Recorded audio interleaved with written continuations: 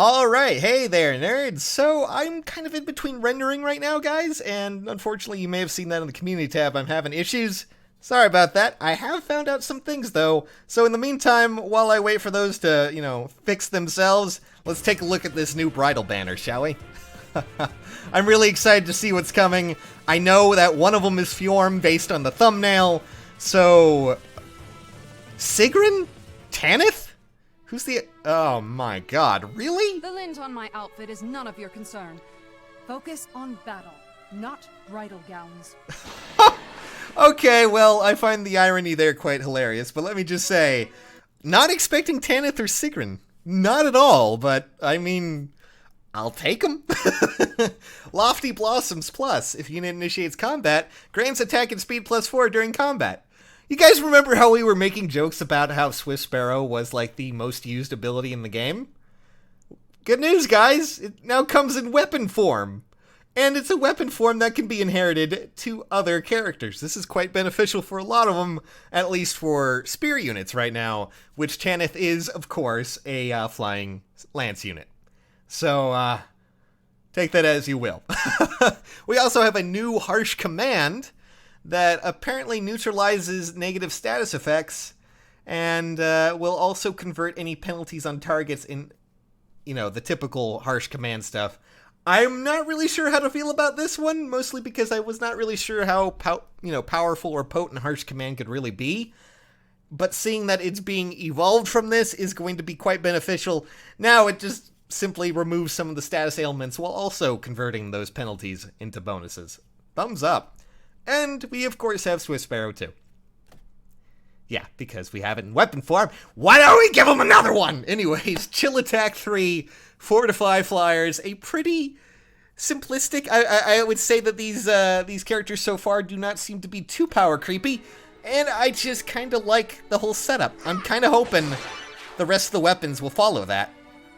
Okay, Sigrun? Really? I am Sigrun, and... suddenly a bride, it seems. You're as surprised as I am. That's good, too. All right, so... Oh, okay, yep, the weapons are going to continue to be like this, so we get the additional attack and speed +4 during combat. Swift Sparrow, friends. Swift Sparrow! Ardent Sacrifice, Air Orders 3, we'll get back to that in a second, but we also have another AR ability. I'm just going to say I'm going to skip that, because I really don't know how to feel about the A skills like that. I mean, I've tried them out a little bit before. It was useful in some situations, but honestly, not too sure. Air Orders, though, definitely makes a lot of these characters, since I'm going to guess that most of them are going to be flyers, pretty nice, honestly.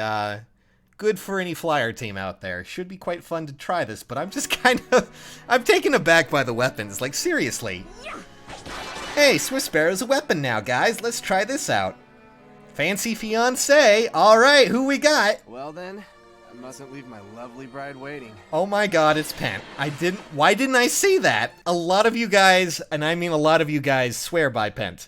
And I have not been too familiar with him. So it's really great to see him in-game, and I'm hoping that even though it's an alt, we're going to be seeing some fun times with this character. So, alright, Pent has a blue tome unit. He's a Cavalier, by the way, just in case you didn't notice that. And also, has Swift Sparrow in his weapon.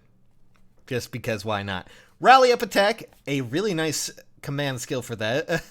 Seriously, it's nice to see these command skills at least make it up in other characters. Hopefully you guys can get some beneficial usage out of this. But we also have Dual Range 3, a little bit odd. And then Pulse Smoke 3. Inflicts special cooldown count +1 on target and foes within 2 spaces of target after combat.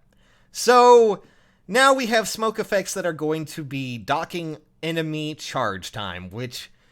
quite beneficial. Granted, no effect on special cooldown counts already at maximum, but it reminds me a lot of Witchy Mia, and it should be a pretty vital C skill, considering the fact how often or how powerful a lot of these units who are trying to obtain, charge time and actually get their specials can really just run hog wild with a lot of them. So, good counter for that. We'll have to wait and see where this is going, though. I also like that his whole bottle is just this huge champagne bottle. It's great. If my brother and sisters could see me now, I would be very happy. Oh, alright, so we also have Fjorm, and she has her own... Let me just say real quick, guys, real quick, just looking back at her art, I know that some of you might be going, oh, okay, very cute, just beautiful, honestly, I love it. Alright, I'm sorry, I have a soft spot for Fjorm, so let's go into her actual weapon. Gallerbrew, oh wow, that is not something I was expecting. The bridge in Norse mythology? I mean, it makes sense that goes over one of the rivers that, Fjorm is based off of. The one that you have to use, this bridge is the bridge to hell. I'm not kidding. Alright, so, calculates damage from staff like other weapons, no surprises. Wrathful staff built in there. At the start of turn, if foe is HP, and foe is in cardinal directions, inflicts isolation on foe. Okay, so as long as she has the foe has less HP -3, the foe is in cardinal directions, inflicts isolation. And isolation is target cannot use or be the target of assist skills through its next action. Target can neither use nor be the target of skills like dance and sing. And, of course, neutralizes the penalties like restore and harsh. Okay, so, can't use harsh command, can't use restore and things like that. So, essentially, this is going to be crippling other healers and other dancers? I mean...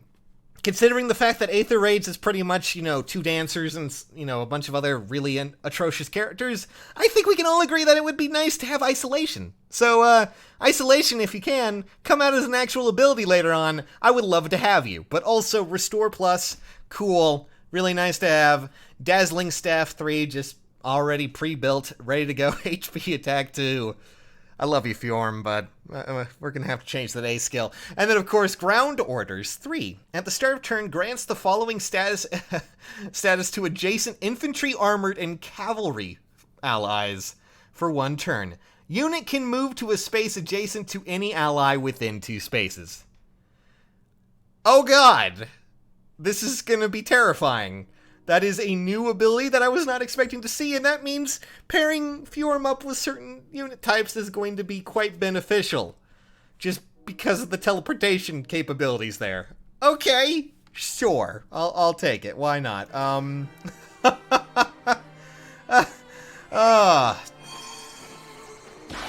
Oh, the spell animation's cute too. Oh, God. Alrighty, well. Holy crap. That was a pretty interesting banner to look at, and I guess I should probably mention, in case you couldn't tell, that Pent, lovely wife, Louise is also there. Looks like they might be, hooking up soon, tying the knot, but she's going to be your next free unit from Tempest Trials. So, Cavalier Archer, colorless in that fact, too. Well, I will say that this banner is significantly a lot more hype than I thought it was going to be, and I'm actually really quite excited to see several characters that aren't necessarily just ults of other characters. Sure, Fjorm's in there, but the other ones, all of them, are characters that aren't in the game yet. So that's really quite nice to see. Now, naturally, when it comes to pulling on this banner, let me just say a few things real quick, okay? I would say Fjorm is probably one of the better bets to go with, just because of her unique actions. Note that she has quite a lot of health, which means that Gallerbrew, I can't even say it, it basically just means Yule Bridge, from what I remember. It can be quite substantial if that effect can actually, stop dances and things like that. Stop the ability to not only use dances, but also receive them. It's quite nice. Quite beneficial. Just an obvious option there, and that C skill is quite nice too. I would probably say Fjorm is one of the bigger ones to go with. Pent, I'm sure a lot of you in there are quite excited to see him, and he seems to have a pretty substantial build as well. Just let me try and get it up here when I can. There we go. I'm mostly looking at that C skill and going, this should be fun.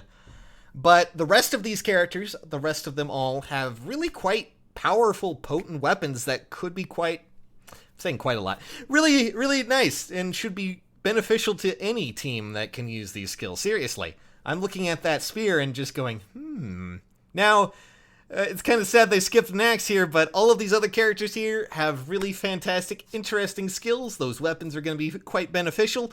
I'm really just going to be aiming for Fjorm and Pent, though, myself. I would love to hear what you guys think in the comments below, but for now, I'm going to head off. I need to get editing. But there you guys go. We're going to an actual wedding now. I'm excited. I can't wait to see what happens.